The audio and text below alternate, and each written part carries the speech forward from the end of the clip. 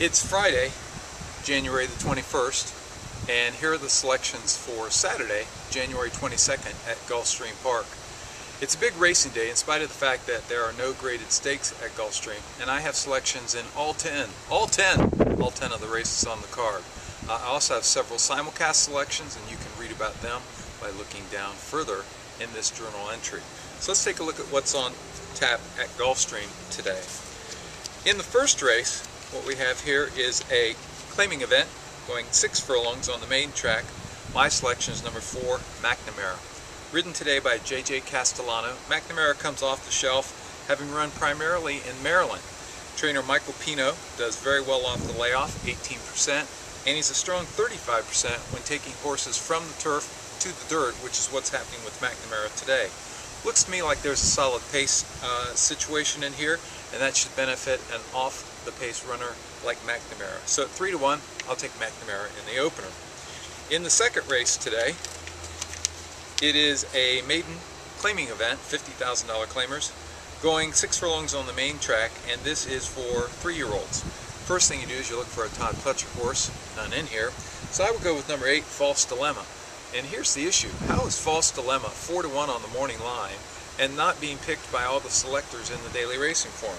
I mean, here's a horse that's the lone maiden special weight dropper in the field. He goes for Dick Dutrow, who's 30% with his second-time starters, 34% with horses going route to sprint, 24% with horses that run fresh, and 33% when Castellano rides, which he's doing today. On top of that, he's got a best of 26 bullet work for the race today. I don't know how he's not the favorite. Probably will be. I'll double the investment on number 8, False Dilemma, who's listed at 4-1. In the third race, we have non-winners of 2 lifetime claimers going 6 furlongs on the main track. My selection is number 7, Rivrath, who is 6-1. He's probably going to be overlooked in the betting because his last time out, he bore out at the quarter pole and looks like he didn't even finish the race. But prior to that, he had several strong efforts. He goes for Larry Ravelli, who's a good trainer in the Chicago area, and he's being ridden today by E.T. Baird, who's a strong rider in the Chicago area. It looks quickest to the front for me, and E.T. Baird wins 26% of the time for Ravelli. If he gets to the front, and he has a good quick work 10 days ago that looks like he's in good form, he could wire this field at a nice price, 6-1 on the morning line. In the fourth race, another sprint. This is for $25,000 claimers. My selection is number 3, Bessie M. Of all the horses running today, there are only 2 from out of town, and this is one of them. I think all the in-town runners have been beaten up on each other, and it's hard to tell who's going to win today. But Bessie M, who gets Edgar Prado riding for her today, has shown improvement in buyer speed figures in every single race that she's run in her career. 37 to 40 to 50 to 60, and she just missed in her last at a $30,000 level at Delaware. She comes off the shelf. She looks like she'll be able to stalk the pace, and what really intrigued me was the comments of a closer look analysis in the side column.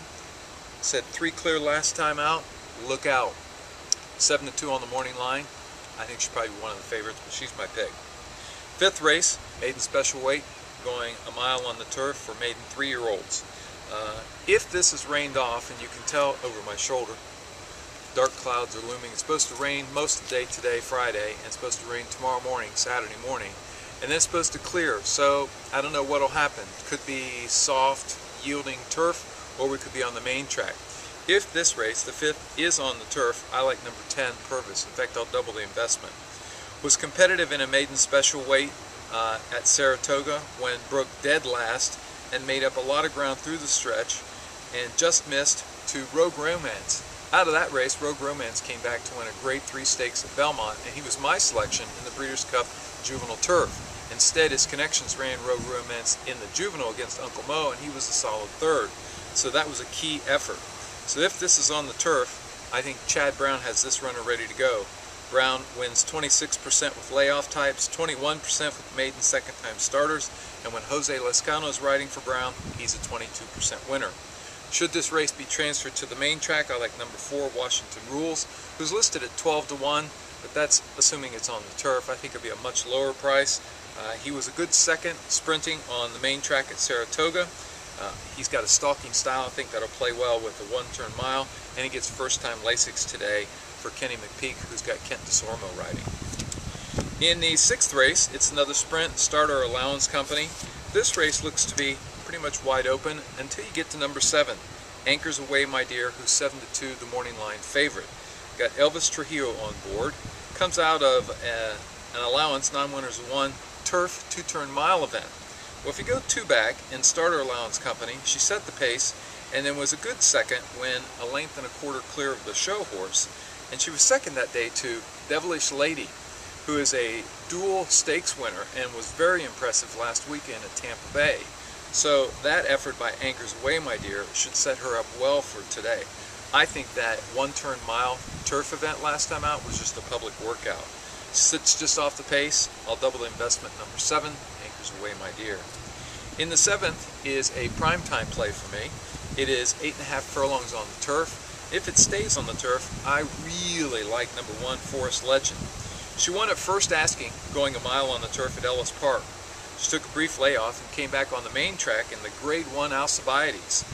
She was only beaten 4 lengths that day to a runaway winner, and off of that effort, she went back to the turf in the Breeders' Cup Juvenile Fillies turf. She was flying, 10 back at the stretch call to only lose by 4.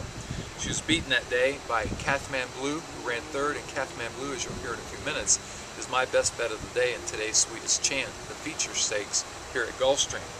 So if it stays on the turf, I think Forest Legend, big time today. I will quadruple the investment. If it transfers to the main track, I really like number 6, Ninji's Grand Girl. Ninji's Grand Girl will probably compete on the tote board for favoritism with Forest Legend, as she's a Candy Ride filly, and Candy Rides love the turf. All of Ninji's Grand Girl's races have been on the main track or on synthetics, and I prefer her on the main track. So if this goes to a 1-turn mile, I will bet her big time as well, quadruple the investment. She's already won at a 1-turn mile at Churchill Downs. She's improving with every race in her speed figures, and she just missed last time out in a Grade 3 at Delta Downs in the Delta Princess on the main track to one of the favorites in one of the Fairgrounds feature races today. So on the main track, Ninji's Grand Girl number 6 at 6-1. The 8th race today at Gulfstream Park is a 1-turn, 1-mile optional claimer, $80,000 as a prize tagger for non-winners of 3. I think this race is wide open, and I think I've got an upset nugget here. Number 3, Primary Witness. First of all, Johnny Velazquez is riding. Johnny Velazquez doesn't ride just any horse. And if you look at his record, Primary Witness, he's okay. 6 wins and 13 starts, that's pretty consistent, but not against this kind of company. However, Primary Witness's best race, career best buyer, a 96 speed figure, came when he ran at a 1-turn mile here at Gulfstream Park. This is a horse who's shown the ability to run fresh several times in his career. He runs fresh today with Velazquez, 12-1 on the morning line, Primary Witness in the 8th. The 9th is the feature race. It's 1 mile on the turf, the Sweetest Chant Stakes, $100,000 up for grabs. I think this race is Cathman Blues all over the place. On the main track, having come off a Grade 2 win in the Goldenrod at Churchill Downs on the main, I think she's tons the best. On the turf, with a good 3rd in the Breeders' Cup Juvenile Filly turf, I think she's tons the best. She's my best bet of the day. She's a multiple graded stakes winner. She won her first 2-turn turf try, then was second at Saratoga in a stakes race, a little bit off the shelf, and she had some trouble that day. And she came back to win the Jasmine at Keeneland on the turf. She was very impressive that day, clear by over 4 widening lengths. And then she just missed by 2 lengths in the Breeders' Cup Juvenile Filly turf when she had a troubled trip and she had to angle off to find running room through the lane. I also will look to up the investment. I'll probably bet 30 or 40 to win regardless, but I'll probably go as high as 50 or maybe even higher if Forest Legend, who was 4th behind Kathmandu in the Breeders' Cup Juvenile Filly turf, is impressive in today's 7th. So in the 8th, it's number 3, Cathman Blue, listed at 2-1. I think we'll probably get more like 4-5. In the finale today, we're back on the turf in a mile and a 16. I like number 1, Mr. Monarch, whether it's on the turf or off the turf.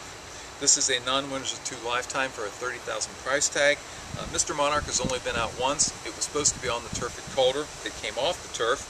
He stalked the pace, and he was a winner that day. The fact that his connections wanted to go in a 2-turn turf route to begin his career, I think they think he has ability on the turf. With the rail and strong turf rider Jose Lezcano up, I think he could set the pace or stalk an outside pace setter.